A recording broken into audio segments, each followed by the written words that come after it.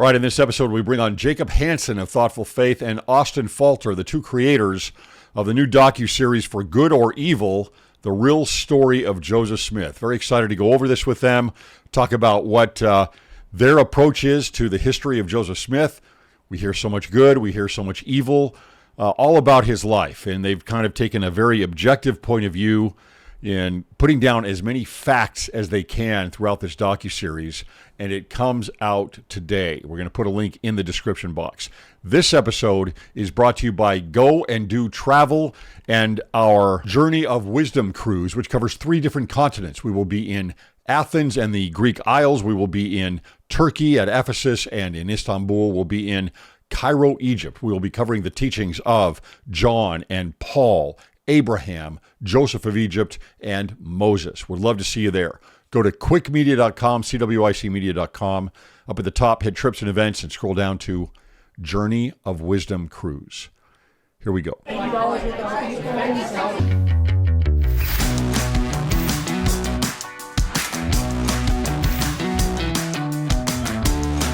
right, welcome to Cwic Show. My name is Greg Mattson, and I am your host. In this episode, we bring on Jacob Hansen and Austin Falter, who have put together a new docuseries on Joseph Smith that we're going to point you to shortly. Jacob and Austin, welcome to the show. Thanks for having us. Yeah, thank All you. right, let's start off with something here. So what brought up this idea of putting out something on Joseph Smith? Jacob? I think I'll go with this. So I think, so there's a lot of, well, I read Rough Stone Rolling, and it was a very eye-opening read. It was kind of my first time to see Joseph Smith's story instead of being presented in sort of a faithful telling, just kind of what's the history, right? Just like the historical perspective. If you go watch Joseph Smith, Prophet of the Restoration, great movie, but it's very obviously like a faithful recounting of what's going on. And I think that and it isn't that it's dishonest, it just has a certain focus and a certain purpose behind movies and films like that. And so I kind of thought to myself, it'd be really cool to have what I called like the Rough Stone Rolling of YouTube, where people could sit down and watch a series of episodes that go through Joseph Smith's life from birth to death, so that in a roughly about, I'd say, I don't know, what do you think, Austin? We're probably gonna have about like 4 hours of content at the end of this, the whole thing. It'll be about 4 hours probably. Yeah, we're up to 2, almost 2. Yeah. Yeah, and what it will do is it will tell you the story. And the other thing is this: is there's so much sort of psychoanalysis, and there's all this when it comes to Joseph Smith's story, where we focus on these episodes in his life, and there are entire books written about like one kind of aspect of Joseph Smith's life or history. But how many people can just tell you the story of like from beginning to end? What did he do? What was he about? What was his main, like, what was his day-to-day like? Yeah, I think most people are just basically going to go to Joseph Smith history. Right. Sure. That's kind of the narrative. It's just that little bite of that booklet, or so to speak. It's just one chapter. That's what people are going to go to. They probably don't even know that much more about it. Exactly. And the thing is this is another reason I wanted to do this. Okay. I don't think you have to tell this story from a faithful perspective to just be amazed by the story itself. Mm-hmm. I don't care if you believe or you don't believe. The Joseph Smith story is wild. It's one of the most just crazy stories in American history or of world history. See, Joseph Smith, what a lot of people don't realize is how big of an outlier Joseph Smith is just historically. I'm going to put on my atheist hat for a minute. Okay. It's really a fascinating story. This guy produces this book in this ridiculously short amount of time that ends up becoming the most influential religious text since the Quran. There's no other book out there that you can point to that people regard by the tens of millions as the word of God. But he did. Now that alone is weird. But then you get all the other stuff in the story. And this guy is, but within like a year of founding the church, less than a year, he's talking about founding cities. The guy was 23 years old. Ambitious.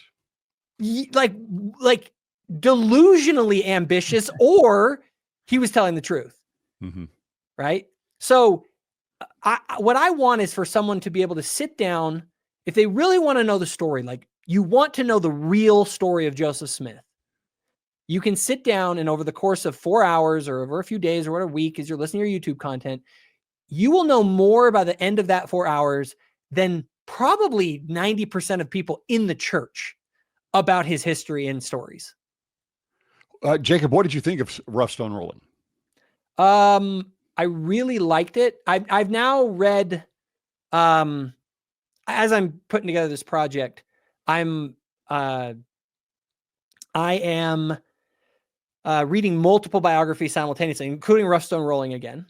But then what I'm doing in addition, and I'm reading Rough Stone Rolling, I'm reading Dan Vogel's work, I'm reading Fawn Brody's work, like I'm reading everybody. And I'm taking, the way I'm doing this is I'm looking at the story from all of these different perspectives and their, and the primary sources that they reference.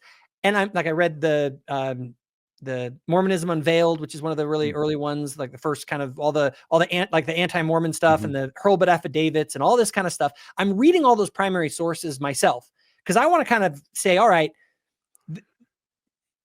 And I know you asked me about that book. I'm getting into this, but my whole point is that I want to get all the different perspectives, and then I want to give me telling the story the way I understand it based on the best evidence from the primary sources. And I think Rough Stone Rolling does a very good job of doing that overall. There are some areas where I'll push back a little bit, where I think, for instance, with the treasure digging stuff, I think, and I know that's a point of controversy with his, I think that he gives it a little more credence than I think I would have. There's definitely something going on there, but there was a little bit of extra weight given to the Hurlbut affidavits that I don't know that I wonder if he was throwing a bone to the academic community a little bit on that one, to be like, look, I'm not biased, I'll throw some of this in there. Yeah, I think that's where I would push back also on that book. I actually love the book. I thought it was awesome. They're just all the detail and the perspective that he's coming at with an academic point of view was kind of refreshing. I want that, because I can't stand the anti stuff because they've got an agenda. And then, of course, even the faithful stuff has an agenda. And I felt that it was the most objective thing that I had read on Joseph Smith. And I'm not saying he doesn't have any biases. He does. Yeah. But I thought it was the most objective thing to read, and just the detail on the richness of the historical accounts, and I thought was great. Austin, you've got something here then where Jacob is trying to go as middle of the road as he can on this. Sure. What is the challenge for you in helping to put this together and give us a tone and a feeling of this is not bias and how did you do that? Well, I want people to be engrossed in the story. And so most of the audio that you're hearing throughout, we're not like, you'll see B-roll of maybe the church's rendition because it's great footage that shows what he's talking about. But the way it's being talked about is Jacob, as he wrote it out, as he has been studying, putting it together, and then running it through historians to say, hey, is this accurate? And so the main audio that you're listening to is going to be Jacob, but you're also hearing sound effects, music that kind of draws you into the story so that you can focus on the story moments. For example, he tells a story of Joseph's young childhood where his sister was sick. And so this is actually more Joseph's parents' story. And it just pulls you into what the family is feeling. You're able to see kind of some segments that have been filmed maybe by the church in the past, but then you hear the music, you hear the actual quotes from their stories. And I think when you actually hear the story, hear what they're going through, all of a sudden they're not just this heroic historical figure, but they're like a human that you can relate to that had a daughter who was sick. And when I first read the script, before we even started editing, I was crying. I'd never heard that story in Emma's words. And it got me, or Lucy Mack's words. Lucy's words. Yeah. And it got me. So that's what we're trying to do. We're trying to explore the human element and focus on the stories, at least from the editing side. And by the way, everyone, Austin is doing a fantastic job. So for anyone who sees this, just know that Austin has put in the work on this, and he's extremely talented, super talented. And it was, and with that in mind, I'm trying to be as unbiased as I can be, obviously. And I mentioned this in the preface to this, I kind of explain my methodology for doing this project. And you can't tell an unbiased version of Joseph's story. It's an impossibility because it immediately divides people. Either he was telling the truth or he was a liar. And well, it's so fantastical. It's just you either have to buy in or you have to completely reject it.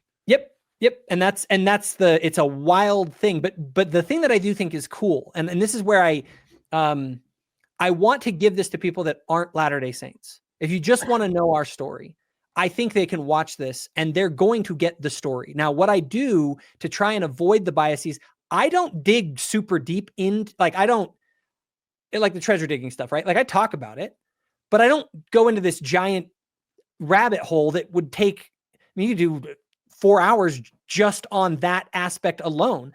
What I want to do is I want people to walk with Joseph through his life.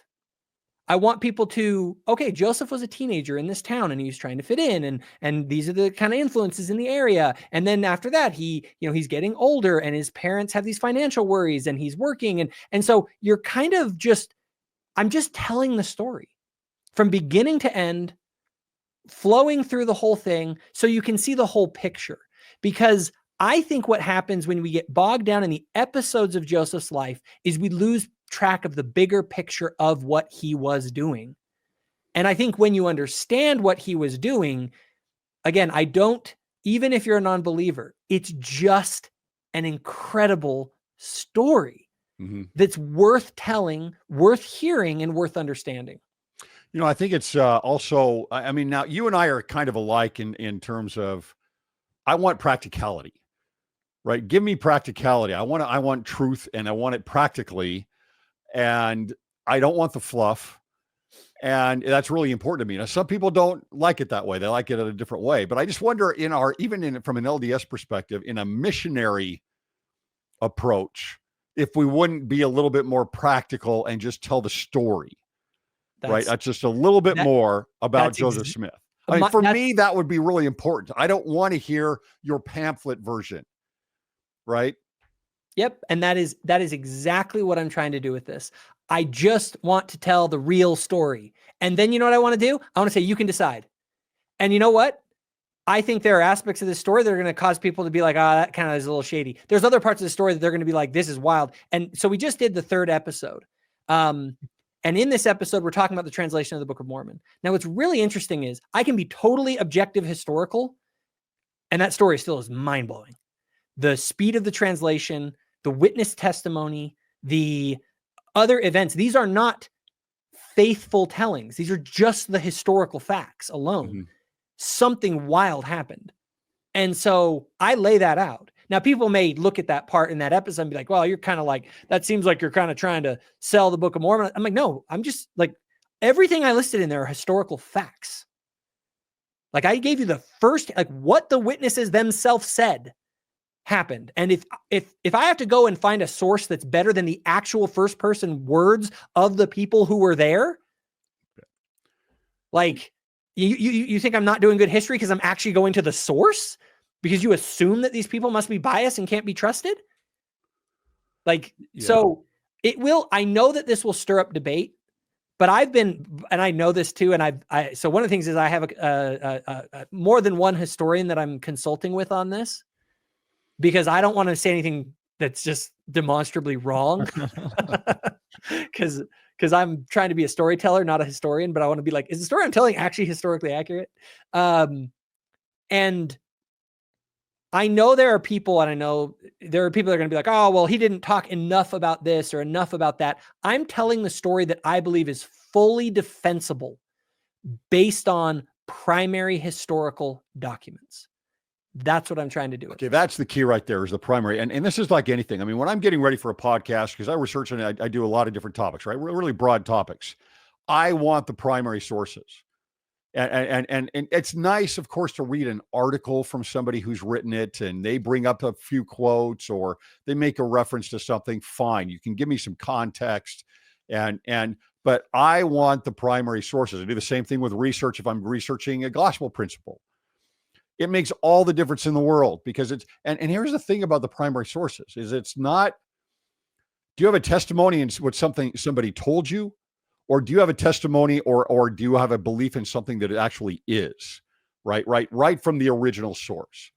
Yep. And too much of what we do is, and again, I'm not playing down a book, even like Rough Stone Rolling or anything else, but it's go to the source whenever you possibly can. Go to the source, because that is more of a rock solid truth and fact than a bunch of books written on something. And I would say that about what I'm doing. Like, I don't want people to take my word for it. What I'm hoping to do with this is that in 4 hours, you're going to have all the scaffolding in place. You're going to have seen the whole story. And then you can go to the primary source documents and you can check everything that I've said. You can dig into the depths of everything. It's sort of like, I'll give you the whole overview of this entire picture. And then from there, go on your own and look into what I'm saying and see if my narrative is a reasonable telling of what actually happened. Right. Austin, based on what Jacob had given you, what led you to the certain images and video and tone and everything else? Right. Well, to touch on what Jacob just mentioned, like, yes, we're using the primary sources, but when you watch it, it doesn't seem like you're in a history or in a like really bogged down academic. And that's what I love about it. We're taking the primary sources and then we plug it into context. For example, throughout the video, it will cut to Jacob talking, and up in the top screen, it'll tell you the year and how old Joseph was. So as you're going through his life, you can really put it into context. Oh, this is what he was going through at that time. And then it'll show, oh yeah, and he had a baby, and then he was translating this. And then, it kind of jumps back and forth between like what he was going through as a person, as a human, and then the events that were going on. And all of that is informed by these quotes, by these primary sources that kind of come up. As far as what we decide to use, part of it is like, what do we have access to? The church has produced a ton of content that we can use as far as visuals go, but sometimes we're using AI and we're trying to create an image that helps us, again, put context to the source, put context to the story. Okay. Jacob, where are we at with scholarship on Joseph Smith right now? Are you satisfied with where things are? So it's actually been funny as I've dug more into the primary sources and doing this, I've realized historians of Joseph Smith have a real challenge, because there are primary source documents that you can go to, but there are so many people in history that have told so many stories about Joseph Smith on both the faithful and the, anti side since like day one.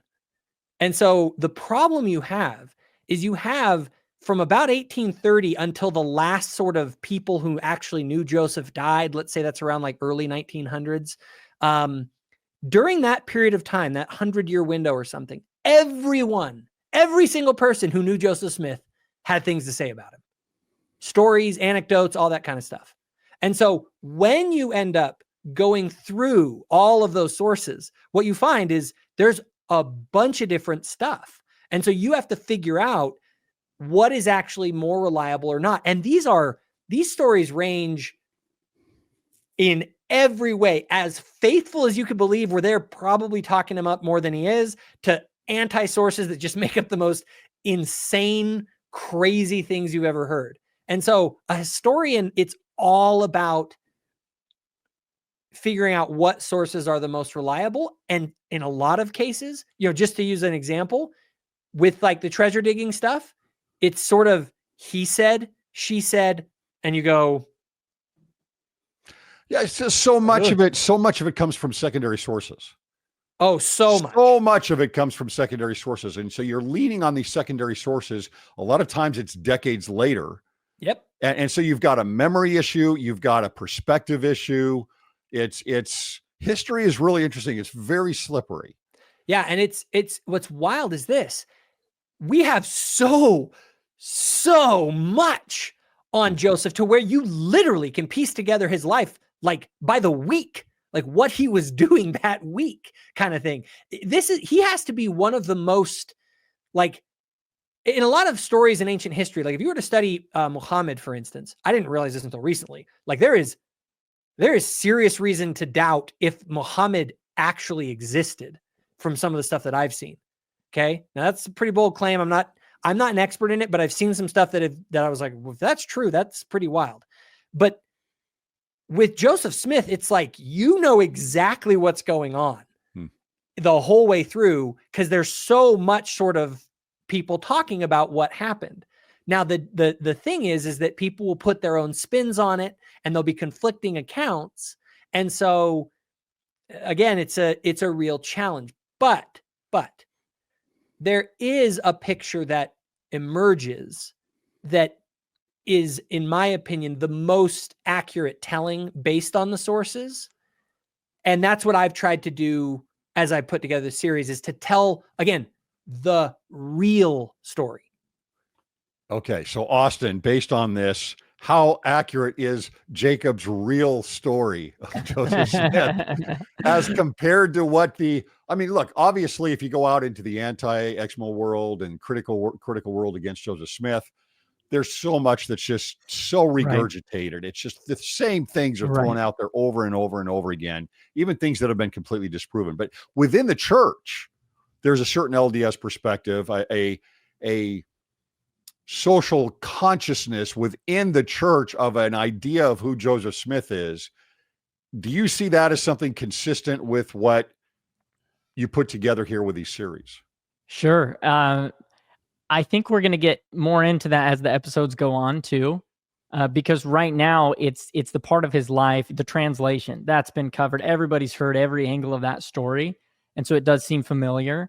But the further you go on, I think the more complicated it will be. And so far, if there's a controversial topic, Jacob doesn't shy away from it. He's going to talk about the treasure digging and talk about what people might think about it, and both angles. I think the part that I resonate with the most, though, is that the telling that we get in the scriptures and in the Joseph Smith history and what we know as missionaries, sometimes it's just like he's this historic figure, this heroic figure, this prophet, and we forget about the human side. And so far, to me, what the documentary has done is given me stories and context that help me remember. Like he lost a baby during the translation process, and he was filled with grief. And then when he lost the manuscript with the whole Martin Harris scene, like he was in hell, and he was wrestling with these feelings, and his mom's commenting on it, and his wife's comment, and all of these stories, to me, it's not that heroic figure anymore. Now it's like, oh, he had flaws. He was human. When he was wrestling with God, he was wrestling with himself and some of his own flaws as well. And I think that's the side that the documentary so far has given me that I appreciate. As far as the controversy, I think there's a lot more to come in the future episodes, and in knowing, can we unpack Jacob's bias and see what he's being truthful about here. But right now, what I'm feeling is that, it provides context. It provides so much context. It's interesting because, you go back and you look at prophets, right? And you say, okay, well, here's Moses, and we've got the story of Moses. But there's no transparency to any of this. We don't have the critics that were against Moses other than, some griping from the children of Israel and a couple of comments from his brother and sister. It's like you don't know the real Moses. You just know the miracles. You know what it's the heroic Moses, even with Nephi, right? I mean, and sometimes I think that, we try to put these individuals on such a pedestal. It's you look at Nephi and it's like everything's great about him. He's amazing. He's the most amazing person ever. And that's just not the case, right? He's going to have, so I appreciate you talking about the human element of that, because the only place you can get that is in something more modern. Right. It's funny because I don't like stories that are these kind of epic, heroic stories where the person is just so great. I often tell people, I don't feel like I identify with Nephi as much as I identify with Peter. Nephi's like, just, I will go and do, where Peter's like, I'm going to fall in the water and I'll save you. I won't deny you. And then he denies him, and I'm going to chop off this guy's ear. And then Jesus is like, you idiot. Like, I got to fix this guy's ear now. It's like I'm more like a Peter than like a Nephi. And the reality is that when we tell stories of people that kind of seem too good to be true, in my mind, it's like, this story is just focusing on the thing. So now for some people, when they hear the real story, it kind of deflates them in the sense of like, they had this sort of heroic image, and now he seems much more like a real person. What's funny is I'm the exact opposite. Yeah. When I see all of the messiness of early church history, and then I look at my own ward, I'm like, hey, we're doing all right. Like, you know, this is normal. This is all, and it's more that this is why I think the real story is so much better, because when it's all done, it's still an incredible story and it's all real. And that's when you're like, whoa. You know, I think it's, you know, you've got the, what is it? Ether 12, bring me your weaknesses and I'll make them strengths. Right. I think that is church history. Right. It's like, yeah, everything's there. So there's so much to critique. And that is the first thing that happens. And there's a narrative that begins to be created from all of the critiquing and breaking down and etc. But in the end, as these things kind of fall off the edges with new historical understanding, you know, it's like, to me, it's like the Book of Mormon, and it's just over and over again. That's just like gets built up and built up. It becomes stronger than it could have ever been. As the arguments against it get turned on their head, and they actually become strengths. And I think that's what we can look forward to with church history. I think it's as someone really delves into it, and you get a little, let's say somebody reads Rough Stone Rolling and they're like, oh my gosh, I've got cognitive dissonance here. My testimony's rocked a little bit, because it's not just this primary, and I mean primary like kids, right? It's going to primary type of an understanding of Joseph Smith. In the end, for me, I look at that and I'm like, I am closer to this guy than I've ever been. Yep. I understand him better than I've ever understood him. And I think that that's kind of the way things work, is truth is there. And if it is true, these attacks and this weakness that we have because it's so recent and we have so much on Joseph Smith, that it just starts to turn, and all of a sudden it becomes this incredible strength little by little as you study through it. Did you experience that? Have both of you experienced that? Yeah, you go first, Austin. Your thoughts on that? Yeah, well, here before the documentary, before my mission, I read about Joseph Smith. I read the Truman Madsen book Madsen. on That's him. one Right? of the sources that I'm using, by the way. It's definitely many a faith promoting book, but it's also obscure. Like, you hear all these stories, it's like, whoa, that's awesome, you know. So I had studied a lot about Joseph, but I actually served my mission in Palmyra, New York, in the Rochester mission, and so that's when I really started to hear the stories about, again, his life, his family, what they went through, their relationship to Christ and spirituality. And that's when I think I started to relate so much more. And it's the same thing with this documentary. When you put it into context, when you understand the full story, when you understand Oliver Cowdery's story and Martin Harris and how they got along with Joseph, and just all these stories, it starts to paint this picture of these people cared about Christ. They were trying to figure it out. They had so many stresses and flaws that I relate to as a father, as a guy in the 21st century. I relate to all this stuff. And when you put it all into context, you see the bigger picture. And absolutely, I relate way more to Joseph Smith now because of that, understanding that. And that bigger picture really is the thing that I want to get across in this more than anything. It's very easy to find episodes to critique in anyone's life, but when you step back and look at the whole picture, you go, whoa. And I had one of the things I think that maybe partly inspired me to do this. So I went to, for the first time ever, I'd never been to any of the back East church sites. And when I went to do that debate with Trent Horn, I was only 2 hours away from Kirtland, and I had like a day before the debate. And I was like, hey, so with Luke Hansen's like, let's go check out Kirtland.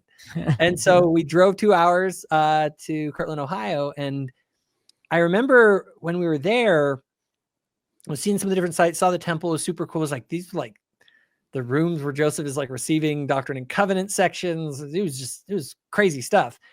But the part that really got me, so we went to Joseph and Emma's house there. Right next to it, there's a cemetery. And I was like, I wonder if there's any like interesting names there or something like that. So we had a little bit of time to kill. So I was like, let's run over, check out the cemetery real quick. And they had a directory in it to show like the names of all the graves where you can find it. So I was like, immediately, let's go to the S's, see who we can find. And I go there, and there's the Smith plots, and we run over to where they are. And right there are the twins that Joseph and Emma lost. And and I have twins. And it hit me. It was like, well, like this was real. You know, these are real people. And then I learned the story of Joseph and Emma after they had lost their twins, adopting the Murdoch twins. Like literally the same day that Emma had hers and her twins died, the Murdoch family had twins, and then the mom died. And then this both grieving, and the Murdoch husband had, I think, like 5 other kids or something, and he loses his wife.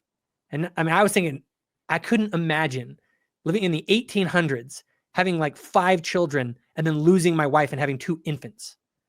I mean, can you imagine that situation? And then Joseph and Emma come over and are like, we'll take your babies. And then learning that one of those twins died of exposure when Joseph was attacked by a mob, just about, 30 miles away from that area. And I was just like, it was one of those things. It's like, it's all just in your head. It's all that. But when you actually are standing in front of the grave of these babies, and right next to it, Parley P. Pratt's wife. And on the gravestone is this absolutely beautiful eulogy, like poem that Parley Pratt wrote about his wife. And I just couldn't help but be like, these are good people. These are like, they're real people, and they were good people. And the story's complicated and there's a lot of stuff, but there was something about it that made it real. And so if there's anything that, again, the title in this thing is like the real story of Joseph Smith, like that's my whole point. If you tell the real story, you're going to find in it a real human being having all sorts of real human emotions, and also having experiences that are just wild stories, but if true, show that God has effectuated a biblical level story in the modern era. And if we can tell that story, like, let's tell it, and I don't even have to fluff it up. Like, just tell the real thing. And I want to leave it for people, like, you make of it what you want. But I think when people see it, one thing you won't come away from this with, you won't come away bored thinking like it's a story that will impact you whether you're a non-believer or not. You're going to go, that's a gnarly story. Yeah. So no, it's very well done all the way through. I love the approach. I love the images. I love the tone. You guys have done a really good job on this. Jacob, let me ask you this. You do a lot of debates. What do you find is the status of a debate on Joseph Smith, right? If you've got somebody, let's say you've got another Christian who is, who's they're a believer, they're Christian, they're good people, but they're just going to hammer Joseph Smith. Where are we at with that? Is that moving? Is that changing at this point? Yes, but the thing with the debate is it's all about contrast, right? Because can you find reasons to doubt Joseph Smith? Sure. You can find reasons to doubt Jesus Christ. You can find reasons to doubt. You can also find reasons to believe. And in a debate type setting, if we're going to, what I want to debate, like, is Joseph Smith a prophet? That's a really bad debate to do. The reason why is because you just have to basically try and defend him, and the other person doesn't have anything to prove, right? I think with the Joseph Smith story, I don't think it's a story that I want to debate with like an atheist or something. It's a story that I want to tell and let people make up what they think of it, if this guy was telling the truth or not themselves. And you can get to know all the facts, but know all the facts. Not just what most people know is the antagonistic. Remember, the vast majority of people in the world and in our society do not believe this guy was a prophet of God. And so what are they going to tell you about his life? All the things to make you think that. But they're not going to tell you the whole story. I want people to watch the whole story, because when you watch the whole story, I think you get a different picture. So are we Now, I do think the debate has changed in this sense. There is more information and research out there to be able to tell the real story. And I'm not afraid of telling the real story, because I think the real story at the end of the day is very, very faith promoting, despite any of the challenges. What it shows is a real person having real experiences in a complex set of circumstances, who, in the end of it all, built something incredible. And if for nothing else, people should try and understand that story from beginning to end, and not just the anecdotes that are thrown around about it. Now, we may have gone over this a little bit already, but as a last question on this, Austin, what is it that you've learned about Joseph Smith by going through this process so far? What is there anything that you've learned, or what is the most significant thing you've learned about Joseph Smith? Right. Two things. In episode 3, when we cover the translation, it is helpful to see the bigger picture. Again, we oftentimes zoom in and say, oh, this primary source said he did it this way, and this primary source says. When you zoom out and just say, okay, regardless of how it was translated or any of the specific details we go into, regardless of all of that, look at what happened and how quickly he translated. Look at what he was able to translate, and look at what it's done in the world. And you kind of zoom out and see that full story. That is just so impactful. And then in the same episode, I believe, is when we have the witnesses, and just that whole segment there. I'm biased, but that is my favorite episode so far, because we were able to zoom out and hear it all in one kind of session, one story. And I love that. The other element of it is his early life. There are some stories and sources that I had never heard. And I think that was a big takeaway for me, to hear some of his mother's journals. That, again, I've heard a lot of stories. I served in Palmyra. I heard a lot of amazing stories about the Smith family, but to hear some of their early core kind of family moments with God, with deity, with prayer, with trials, that's changed me. And to consider where they were coming from has definitely changed me. Yeah. Jacob, how about you? I think one thing that actually on that same thing in kind of the translation process was to see why people around Joseph believed him. And there's a very consistent pattern that I didn't realize was there until I dug into was actually listening to these people. Everyone around that translation period were like blown away by it. There was like Emma, for example. Emma, her thing where she's like, I know my husband couldn't have produced this book. That was sort of the reason that everyone believed, because they knew Joseph. And then once he produced the book, I mean, just imagine it. Imagine you're there. You have some guy that you know who's kind of nothing special about him. All of a sudden he starts dictating day after day, like 8 pages a day for 2.5 months. I don't care who you are. That's weird. And it's wild.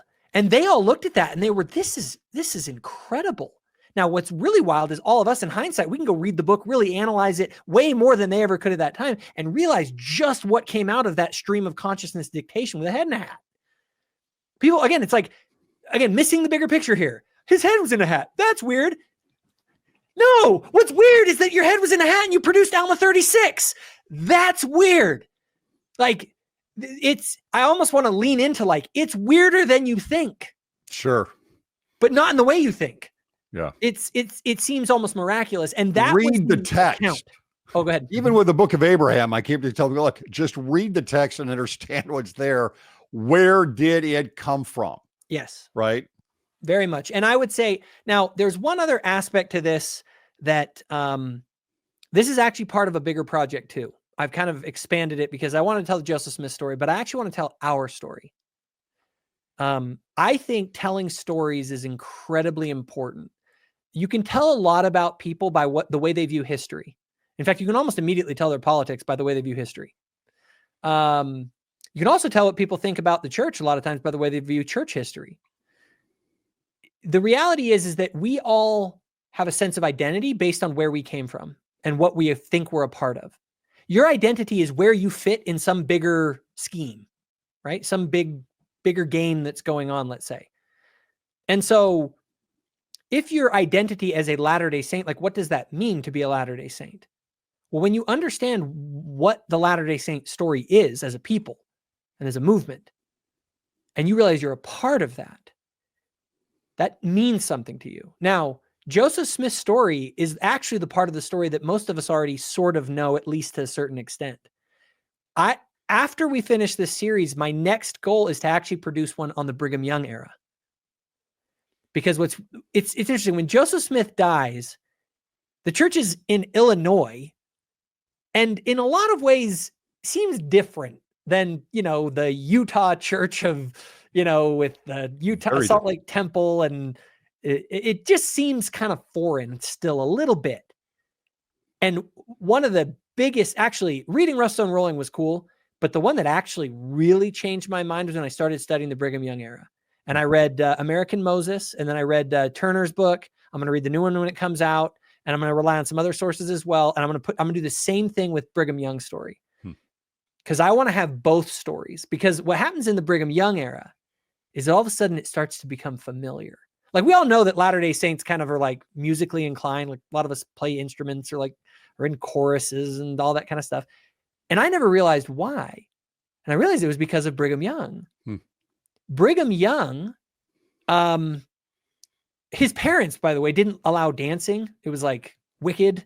And he hated that. He resented the fact that he was raised that way. And so he loved to dance, and he loved music. And one of the first things they built in the Salt Lake Valley was a playhouse. Can you, hold on. Imagine going in the 1850s into Utah. You just like starved going across the plain. You arrive in Salt Lake City and they're putting on Shakespeare plays. Like what? But he believed in that, and it became part of the Latter-day Saint culture because of that. And the locations they're talking about. I mean, they talk about, I live in Reno, Nevada, and just up above us is Donner Lake. When the Mormon battalion comes back, there's a journal entry that they talk about where they're at the top of Donner Lake looking down, and he describes exactly what I have seen with my own eyes. And I'm reading someone from the mid 1800s talking about that. And so all of a sudden the story becomes way more familiar. And then it's like, now I feel like there's the bridge, because my family kind of joined the church and we have stories that go back to sort of that era. All of a sudden now I see where I came from. And now it's sort of like, I have this identity of, oh, I'm the next chapter of this incredible story. The legacy. And all of a sudden you feel like you're a part of something. You have an identity, and you realize that there's something in this world bigger than you and your own selfish desires.